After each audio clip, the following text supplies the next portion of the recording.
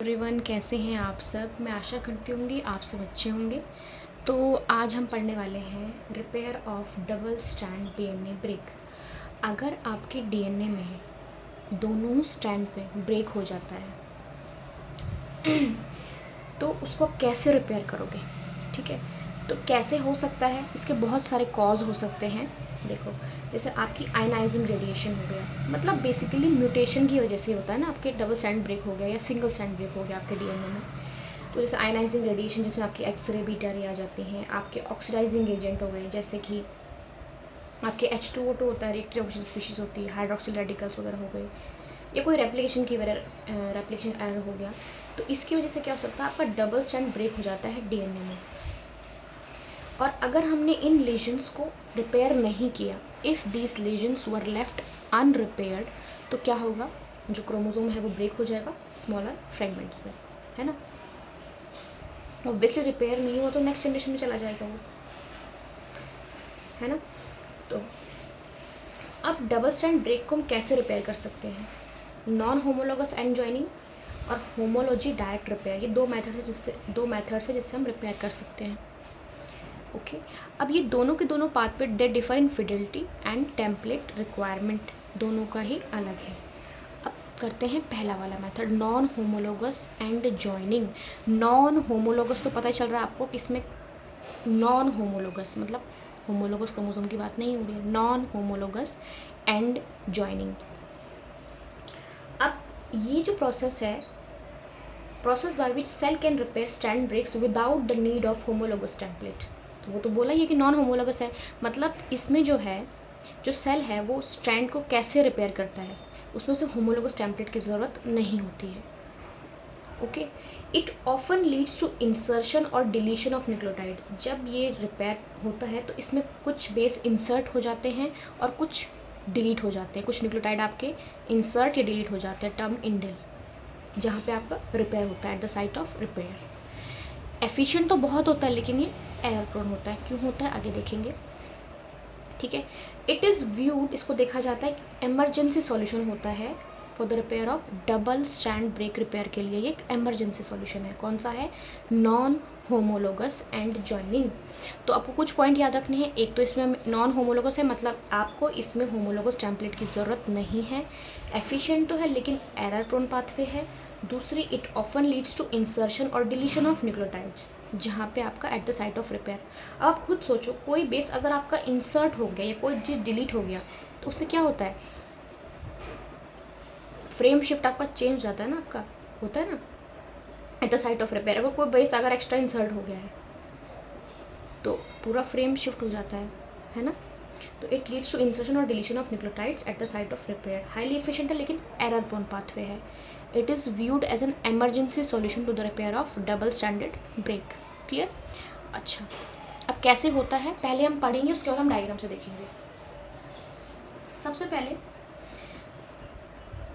पढ़ लेते थोड़ा सा पहले।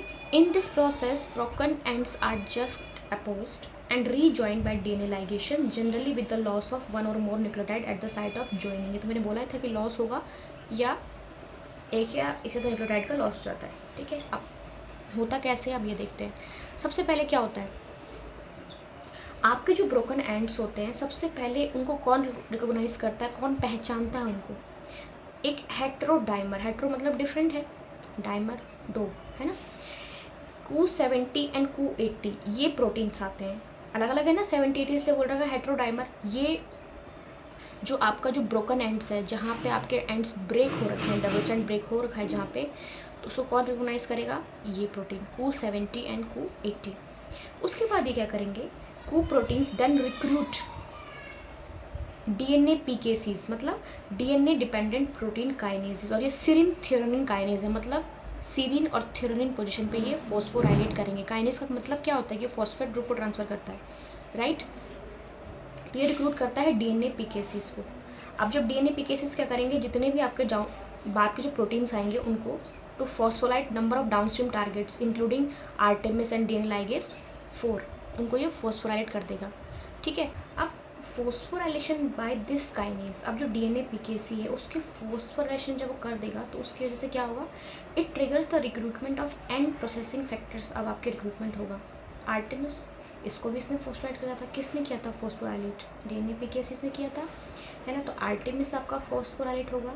ये आर्टेमिस करता क्या है कि डीएनए एंड्स को ट्रिम करता है ताकि वो making them compatible for ligate हो सके वो। ओके, अब जो ये आर्टेमिस है आपका, it show both latent endo and exo nuclease activity and trim the DNA ends. अब आर्टेमिस जो है वो एंडो न्यूक्लियस भी है और वो एक्सो न्यूक्लियस भी है, मतलब वो बाहर भी काम करेगा अंदर भी काम करेगा, है ना। एंडो एंड एक्सो, और डीएनए एंड्स को ट्रिम कर देगा आपका। अभी आपको डायग्राम समझ में आएगा, अभी फिलहाल ऐसे सुन लीजिए। उसके बाद क्या होगा, फाइनल डीएनए लाइगेशन जो है it is carried out by DNA ligase 4। DNA ends को ट्रिम किसने किया? आर्टेमिस ने, ताकि वो कंपैटिबल हो सके लाइगेशन के लिए। उसके बाद लाइगेशन किया किसने perform? Final DNA ligation is carried out by DNA ligase 4। ये आपको याद रखना है, in association with XRCC4 and Cernunnos XLF। Clear? आप डायग्राम से समझते हैं आपको, ठीक है। देखो अब आप डायग्राम समझो। देखो अब यहाँ पे आपका डबल स्ट्रैंड ब्रेक हो रखा है ना। तो सबसे पहले मैंने बोला एक हेट्रोडाइमर आएंगे प्रोटीन Q70 एंड Q80 का हेट्रोडाइमर आएगा। उसने क्या किया, ये जो डबल स्ट्रैंड ब्रेक है इसको रिकॉग्नाइज किया। क्लियर? उसके बाद क्या होता है, दे रिक्रूट डीएनए पीकेसीज, है ना। और डीएनए पीकेसीज आपका फोस्फोराइलेट करता है किस किस को? आर्टेमिस, ये सबको डीएनए लाइगेज 4, इन सबको वो क्या करता है, रिक्रूट कर देता है। उसके बाद आपका आर्टेमिस जो है, ये जो डीएनए एंड्स हैं इनको कंपैटिबल करता है कि भाई आर्टेमिस क्या है, terminal end processing enzyme that cleave single strand overhangs. जो ओवरहैंग्स हैं आपके उनको क्लीव करता है, make them compatible for ligation. Ligation कौन परफॉर्म करता है? DNA ligase 4 along with XRCC4 and Cernunnos XLF। ये आपको याद रखना है, ठीक है। और ये आपका रिपेयर हो जाता है। इसमें ज़्यादातर इन्फॉर्मेशन जहाँ भी दे रखी इतनी ही दे रखी है, ज़्यादा डिटेल में नहीं दे रखी, तो मुझे भी नहीं पता है, ठीक है। मतलब इतना ही मैं बता सकती हूँ आपको, ओके। अच्छा, अब सेल कौन सा पाथवे यूज़ करेगा? The choice of cells to use non homologous end joining और HDR यानी कि homology direct repair is largely dependent on the phase of cell cycle. किसके पे डिपेंड करता है, कौन से फेज में सेल साइकिल। अब देखो नॉन होमोलोगस एंड जॉइनिंग, तो इसको होमोलोगस टेम्पलेट की ज़रूरत नहीं है, तो इसलिए ये जो रिपेयर पाथवे आपका प्रेजेंट होता है throughout the cell cycle. लेकिन पर्टिकुलरली कब कहाँ पे आपको दिखता है, ये G0 एंड G1 फेज में। कौन से फेज में? G0 एंड G1 फेज में। नेक्स्ट बात करते हैं हम आपका दूसरे वाला repair pathway, homology direct repair, है ना। तो आपको कौन से फेज में दिखेगा? अब आपका जो होमोलोगस टेम्पलेट आपका बनता है, होमोलोगस क्रोमोसोम मतलब कब बनेगा आपका? एस फेज में बनेगा ना, है ना। तो वो बस वही आंसर हो गया आपका कि जो HDR पाथवे आपका कहाँ पे मिलेगा, आपको प्रीडोमिनेंट होगा in the S and G2 phase where जहाँ पे आपका जो होमोलोगस सिस्टर क्रोमेटिड अवेलेबल होगा as a template for repair, है ना। और नॉन होमोलोगस एंड जॉइनिंग आपका प्रेजेंट होगा throughout the cell cycle but particularly common in G0 and G1 phase. Basically आपको क्वेश्चंस में पूछे जाते हैं, प्रोटीन्स के बारे में पूछा जाता है, ठीक है। नॉन होमोलोगस एंड जॉइनिंग कि कौन कौन से प्रोटीन्स है, ये सब आज पूछ लेते हैं आपको। अब मैंने आपको बोला था कि यहाँ पे इंसर्शन और डिलीशन हो जाता है ना। देखो आर्टेमिस आता है, वो टर्मिनल एंड प्रोसेसिंग एंजाइम है, ये क्लीव करता है सिंगल स्ट्रैंड ओवरहैंग्स को, है ना। अब यहाँ पे क्लीव कर देता है, तो कई बार क्या होता है कि यहाँ पे डिलीट हो जाता है कोई बेस, उसने क्लीव किया कोई बेस डिलीट हो गया, तो इसकी वजह से होते हैं। आर्टेमिस की वजह से आपका कोई बेस इंसर्ट हो जाता है, कोई बेस आपका डिलीट हो जाता है, ठीक है। तो आर्टेमिस की वजह से, क्लियर। तो ये आपको बेसिकली पूछा जाता है आपको पेपर में, इन प्रोटीन्स के नाम आपको याद रखने होते हैं, नाम याद रखने होते हैं। आर्टेमिस का वर्क क्या है, DNA ligase 4 along with XRCC4 सेरेनोस XLF, ये पूछ लिए जाते हैं आपको, ठीक है। ओके, लास्ट है होमोलॉजी डायरेक्ट रिपेयर। इसमें क्या होता है, एक एरर फ्री डीएनए रिपेयर है। क्यों एरर फ्री क्यों है? क्योंकि यहाँ पे तो आप कोई एंड को प्रोसेस नहीं कर रहे हो, है ना, कहीं पे क्लीवेज वगैरह कुछ भी नहीं हो रही है ना। तो ये एक एरर फ्री डीएनए रिपेयर है। और इसमें आप कौन सा टेम्पलेट आपका यूज़ हो रहा है, जो होमोलोगस डीएनए है, यानी कि जो आपकी सिस्टर क्रोमेटिड है ना, तो जो आपका होमोलोगस डीएनए है वो एज अ टेम्पलेट यूज़ होगा फॉर द रिपेयर, है ना।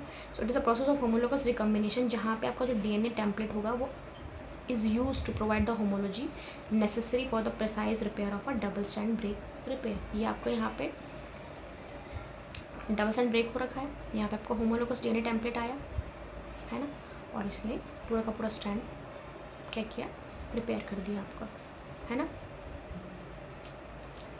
क्लियर। या ये है आपका होमोलोगस टेम्पलेट, इसको यूज़ करके आपका जो ये वाला डबल डीएनए है उसको पूरे स्ट्रैंड को रिपेयर कर देगा, क्लियर। आपको समझ में आया ये? तो आई थिंक ये इजी था समझना आपका। अब एक थोड़ी सी और चीज़ आपको बताती हूँ मैं। तो ये आपको पता चल गया कि 2 मेथड है आपके।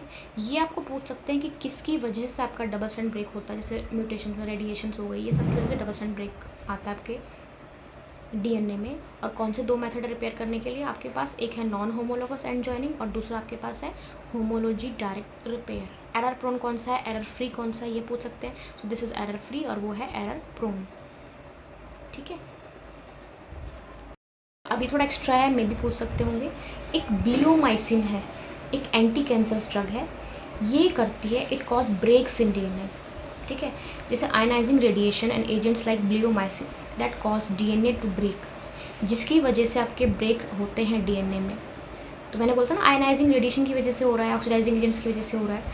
तो ionizing radiation agents like bleomycin that cause DNA to break, इनको क्या बोलते हैं, क्लैस्ट्रोजेनिक। ये टर्म पूछ लिया जाता है, इसलिए मैंने आपको बताया ये कि पूछ लिया जाता है कि क्लैस्ट्रोजेंस क्या होते हैं।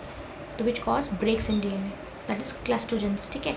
उसका एग्जाम्पल है ब्लियोमाइसिन, कोई भी एंटी कैंसर ड्रग जो कि bleomycin is a anti cancer drug. So this is all about आप डबल स्ट्रैंड ब्रेक रिपेयर कैसे होगा, समझ में आया होगा आपको। अगर आप कुछ पूछना है तो आप पूछ सकते हैं। Thank you so much for watching the video. And अगर यहाँ तक देखिए वीडियो आपने तो लाइक करें, शेयर करें, सब्सक्राइब करें चैनल को, और कमेंट्स में बताएं कैसी आपको लगी है वीडियो। आपका दिन अच्छा रहे। Have a good day.